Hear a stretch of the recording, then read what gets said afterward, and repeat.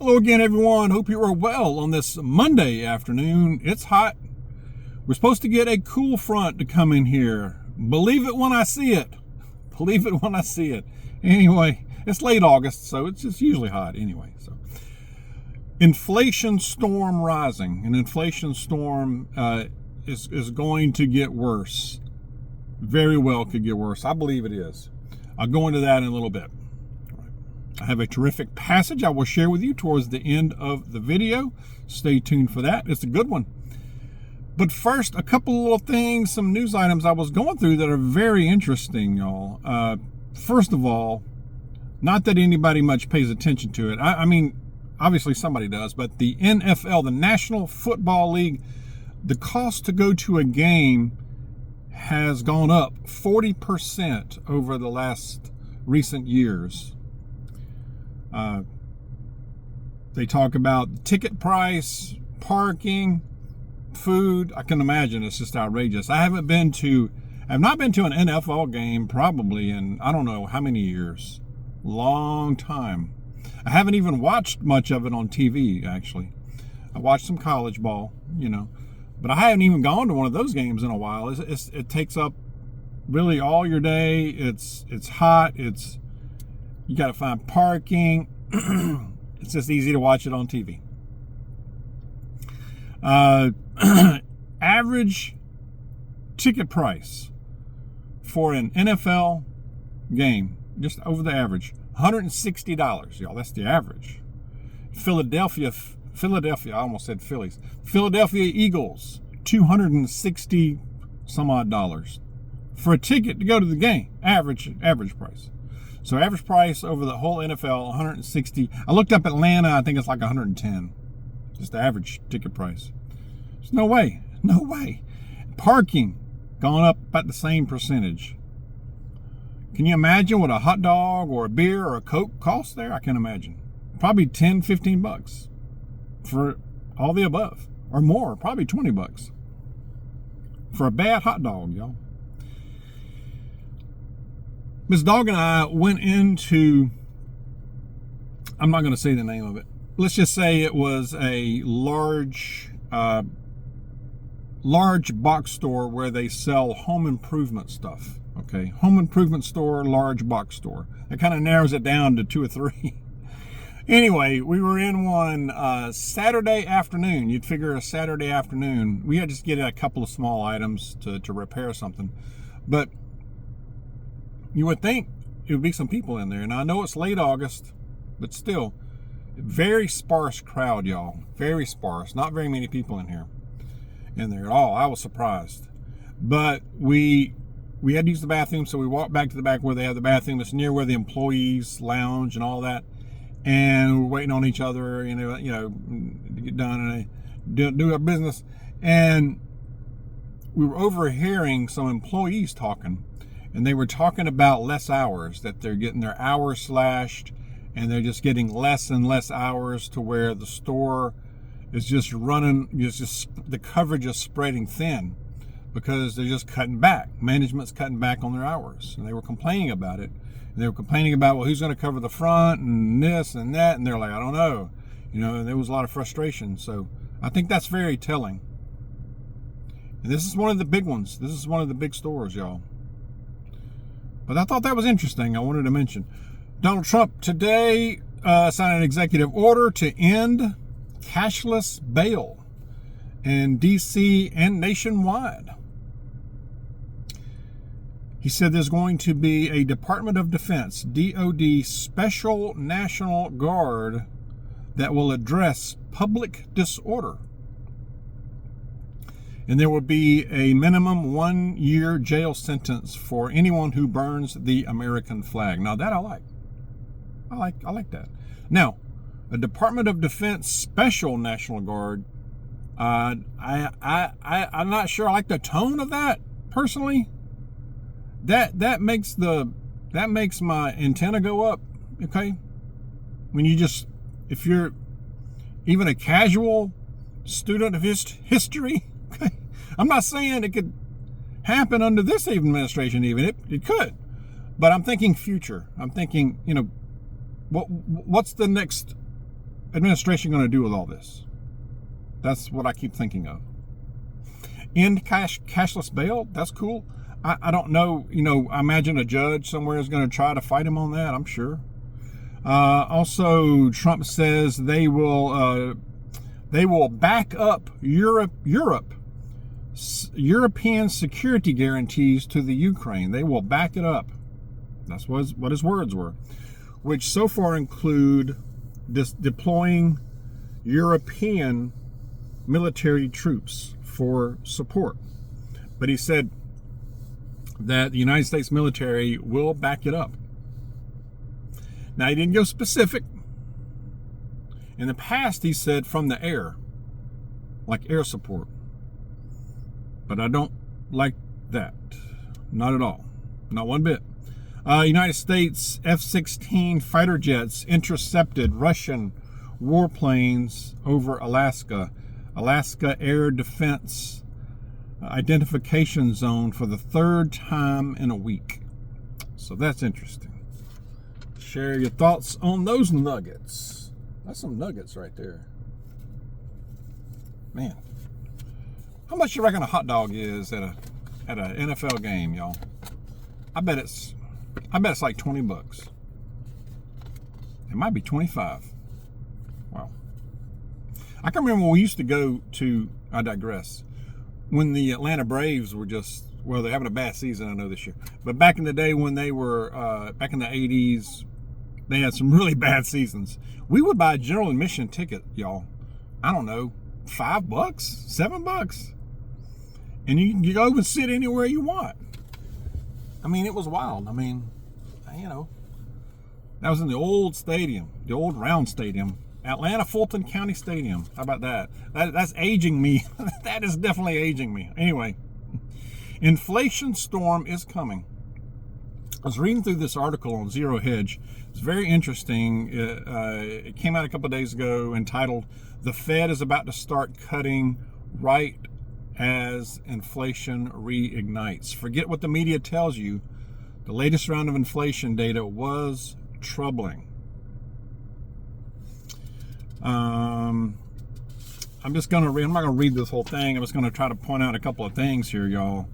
The percentage of core CPI components that are clocking in at annualized rate of 3% is rising, not falling.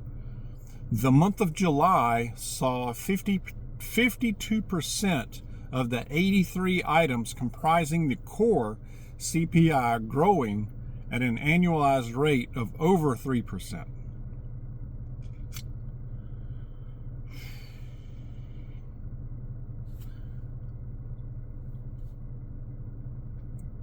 Anyway, their point was that it means that inflation is broadening. So this is broadening over, the inflation is broadening over many, many different areas. It's becoming a big problem. Consider what food inflation, and they concentrate on what food inflation is saying in this. It says we see that in past inflation and food prices has been a better forecaster of future inflation than has the popular core measure, CPI. Comparing the past year's inflation in food prices to the prices of other components that comprise these statistics, we find that food component still ranks the best among them all. The Producer Price Index, PPI data for the month of July was released. It showed a huge jump in food prices month over month. No kidding. Fresh and dry vegetables jumped over 38%, while meat prices jumped 5%. They're talking about month over month. Feels like it's jumped a lot more than that, even in the last couple of weeks, actually. Also, it says, put simply, while the headline inflation data suggests that inflation has been tamed, the actual components in the data suggest that an inflationary resurgence may be starting, and that it will involve price increases in a broad array of items. Throw in the fact that the single best predictor of future inflation, food inflation, just jumped higher on a month-over-month basis, and there is real cause for concern that another wave of inflation may be starting. Now, add into that too, and I mentioned this, I believe, in the last video, the tariffs are starting to really make an impact on top of it all. Last but not least, the Fed's about to start cutting interest rates right as this happens. Small wonder then that gold is near record high and the U.S. dollar is on the verge of breaking below a 20-year trend line. Put simply, all the pieces are in place for another inflationary storm as investors are marching their money right into it like sheep to the slaughter. Had a graph showing food inflation. Fresh and dry vegetables, produce was it was huge. Meat was big on there. Dairy products, soft drinks, so soda. And this was just month over month, y'all. I mean, and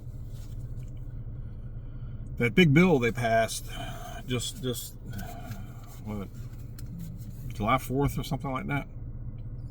Man, I just don't know. I mean, I know there was some good things in it, but also the big thing is increasing the debt. And I believe if they cut interest rates next month, which is right around the corner, you could see big time inflation spike even way more than what it already has been. Seems to be their goal, at least, doesn't it? I mean, if I didn't know any better, it looks like this is on purpose. So, and also, somebody mentioned in the comments in my video, I think it was the day before, it might have been Friday, I was talking about the food inflation, food prices. Just I was concentrating, the whole video was really concentrating more on the food items. But somebody in the comments said something about that the president also needs to address the housing costs. I totally agree. I mean, in the video I was talking about how this administration needs to address the food costs, the food prices, because people, all you have to do is get on social media just randomly, and you see all these videos pop up of people just distraught and in shock over the price. They can't afford it. What am I going to do? I make all this money even, and I can't hardly buy, I can't really buy what I really need.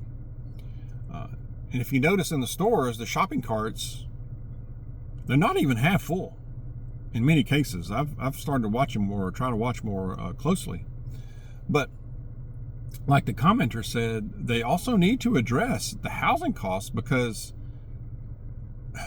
even though there's talk of a housing crash and there's a lot more inventory out there nationwide even in homes, the prices are still way up there, and it's not just the price of the home, it's the interest rate, it's the all the other costs, your utilities. There's a lot of talk about utilities. I saw several videos of people posting short videos on how much their utilities are costing them. It's like, well, this time last year it was $200 or $250. Now it's $650 or $550. That's unreal. So I run it the same way I always have. And this wasn't just a one-off, one person in one town.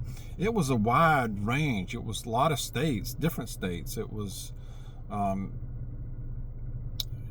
it was just so much to not just be a fluke,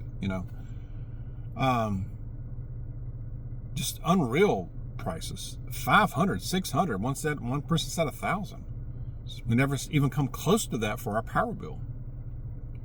So the cost of housing in general, it needs to be addressed. I mean, when you have to make, I don't know what, $150,000 to $200,000 a year, and that might qualify you. I mean, and then when you think about how much you'd have to put down, 20%, 25%, that's crazy. It's just something has to be done. I don't know what point does something just happen, you know what I mean? I'm going to go to a passage. We are in Romans.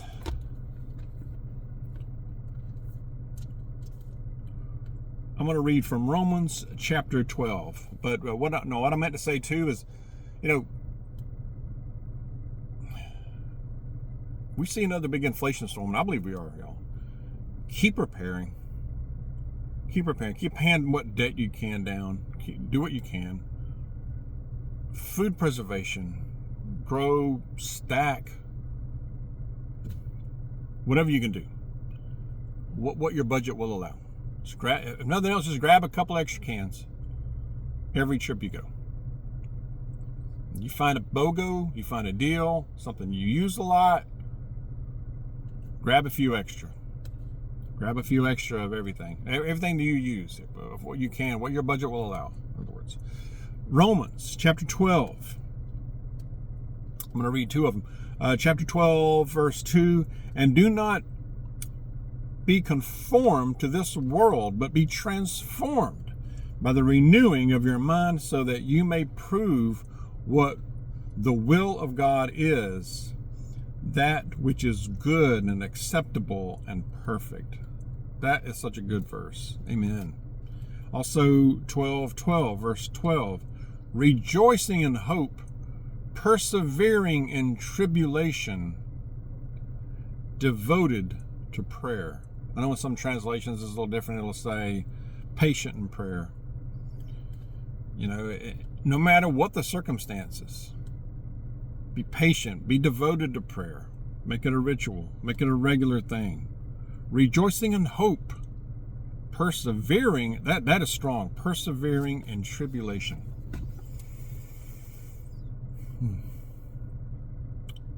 We just don't know how bad it's going to get. And I believe that we were born for this time. You're here for a reason.